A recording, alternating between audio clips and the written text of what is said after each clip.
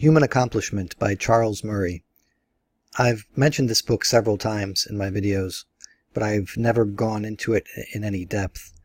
I believe each time I've mentioned it, it was in regards to Thomas Aquinas and his cultural impact in creating an atmosphere where science was able to be born, basically. And how that was sort of unique to Western Europe. And Charles has some theories regarding why that is. And some of the things he talks about, I think he leaves implicit, and I kind of make it more explicit, at least the way I read what he wrote. I think he's a very cautious writer, and he wrote this back in 2003, and he has some chapters in here that are prescient, to say the least, regarding the social justice warrior stuff and that kind of thing. So he has to constantly defend himself and his findings against that kind of thinking. So I'm going to, since I've referenced the book several times, I'm going to do a small treatment of it because it is a very large book. And I'm just going to focus on the parts that I found interesting, or I found the most interesting, the stuff that that comes to the mind when I'm doing my other videos. So, like I said, this is from 2003. It's about 458 pages plus 100 pages of appendices. I'm not going to cover the whole book, but I'm going to break this series into 3 parts. The first is going to be in this current video, which is the role of population, which is chapter 14 in the book. The second video I'm going to do is a chapter he has about possible explanations: peace, prosperity, models, elite cities, and freedom of action. And these are possible explanations for human accomplishment. And the third video I'm going to do will be on the Aristotelian principle and Thomas Aquinas. So, like I said, this video is going to concentrate on the first part of that, which is the role of population, which I think is a very common sense kind of explanation for why we have human accomplishment to begin with, sort of roughly speaking, as Jordan Peterson might say. I'm not going to do an introduction to this book or this video series, which might go over some of the beginning chapters. He spends about half of the book trying to support his quantitative analysis, and he uses a multiple regression. So it's all about statistics.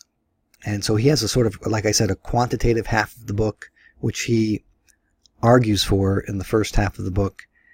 And he also has a sort of a philosophical argument going on too, as to what is human accomplishment. You know, what is he going to be measuring anyway? And so he has to define that in the first half and tell us how he's going to do it. And then in the appendices, he goes over in finer detail. If you're into statistics, this book could probably serve as a guide to an intro to stats class in college. But yeah, but the way he laid it out is you don't have to be overly mathematical to understand what he's saying. And in fact, and a lot of times in chapters that are where he's highlighting a lot of math, he'll just flat out say, if you're not interested in the math, you can skip it, because, you know, he verbalizes it in other chapters. Now, in this video, I'm going to show you some of the graphs about the population chapter, and I'm going to read just a little bit, maybe a couple of pages or a couple of paragraphs, and then I'm going to go into the next chapter, just the intro paragraph, so you can see where this video series is going. So like I said in this slide, I'm not going to go too much into the mathematics of it. I'm just going to focus on his arguments that he draws from the quantitative findings. Here's one of the couple of interesting little graphics he has in the book, and I was going to include pictures that I took from my actual copy of the book, but then I looked up human accomplishment, and Google Images had all kinds of pictures that I was going to use for this presentation, already up there, so I just downloaded some of them. And so this one here says 97% of all generally agreed major historical accomplishments in the arts and sciences are since the 14th century, made by males born in a small area of Northern Europe. So you might get the hint there that Murray had to defend himself against the white male argument. And he does, I think, a pretty good job of that. I mean, this guy, I believe, he's a Harvard professor, I think, right? Or he definitely has a high pedigree. Or as one of my recent commenters said, he has all the proxies that he needs. So yeah, you see that this is the sort of region where much of the human accomplishment since the 14th century has been made right in there. And it mostly centers on Germany and then England. Germany and England were huge. Italy more so in the Renaissance period. This is a little graph here that I think I've blown up, or I have a better picture of it coming up. But this starts to show you human accomplishment in significant figures.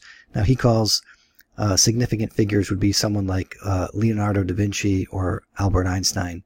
And again, in the first half of the book, he argues how he's able to pick who is significant and who is not.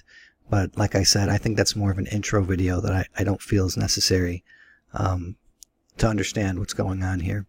So he has the number of significant figures in history, and you can see this huge explosion. And then if you overlay the world population, that's also exploding at the same time. So you would sort of get this common sense kind of view that population has something to do, or has some kind of explanatory power over all the production of these significant figures. So the role of population. Population is a common answer given as to why there exists a certain number of significant figures, i.e. out of 1 billion people, you're bound to have several geniuses who might change the course of human civilization, be born, and grow to maturity. But since the Earth's human population never reached significant figures until post-1400 AD, it therefore is reasonable to posit that this is the reason we saw a boom in significant figures since then. And like I said, that's sort of a common sense view. It's something I believed for a long time, just as a matter of fact, without ever having really studied the details like Murray has. But Murray, he dives right into all of these details, and he figures out, he covers this from several dozen angles, I believe. And like I said, he buttresses his qualitative philosophical claims with the quantitative analysis. So it's not arbitrary. Here's a better view of that graph showing the world population and then the huge increase in world population with significant figures. And I'm going to read a little bit from the start of this chapter. He says, "It is no surprise that Britain has more significant figures than Belgium, or that France has more than Switzerland. They've got more people. The same explanation could apply to the steep, sweeping rise in human accomplishment that opened the presentation of patterns and trajectories in Chapter 11. When we superimpose a line for the world's population, this is the result." And this is the graph I'm showing on the screen right now. "It is time to broach a topic that will be with us for the rest of the book, for it is central to understanding the intensity of human accomplishment within a given society. What happens when we take population into account? The short answer is that taking population into account transforms the picture. Like the preceding chapter, this one sticks narrowly to presenting the evidence for what is and defers the discussion of why to later chapters." Now I'm just reading some of this so you get an idea of what the book is like in case you want to pick it up for yourself. I don't think it's in print anymore, and I'm not sure if there's a Kindle edition or something like that. So here's the next paragraph titled "The Global Non-Relationship of Population to Accomplishment." I don't know if I have Okay. Well, here is where I've sort of summarized it, but maybe I'll read it flat out from the book. "Everything that follows about the relationship of population to accomplishment applies only to Europe and the United States. Elsewhere, the relationship is approximately zero. Take, for example, the tight relationship between population and the number of significant figures in the opening graphic. The correlation was almost perfect, 0.98 to be exact. And if you've ever taken a stats class, you'd kind of know what that means. But it exists only because of the European surge of accomplishment since 1400, which coincided with the growth in world population. Suppose instead that I had calculated it for one slice in time, 1900, let's say, entering the population and the number of scientific significant figures for each country in the world. That correlation works out to a trivial 0.12. For any moment in history, now see, the correlation, in case you're not familiar with stats, the closer you are to 1, the more perfect it is. So 0.98 is just about as perfect as you can get in stats, and 0.12 is kind of trivial, like he says. For any moment in history, knowing how large the populations are within given geographic areas tells you little about whether you will find important work going on in the arts and sciences. Great human accomplishment has not come about just because the world accumulated enough people. And I think that's really important to understand, and that's one of the things that I grew to understand as I read this book. The other thing that I grew to understand, and he makes, I might have to cover this in another video besides the 3 that I mentioned already, is that he makes a really interesting and good argument for the fact that a certain development is not guaranteed to happen. So let's say Einstein creating relativity or figuring out relativity. It's not necessarily the case that it had to occur at that time in history.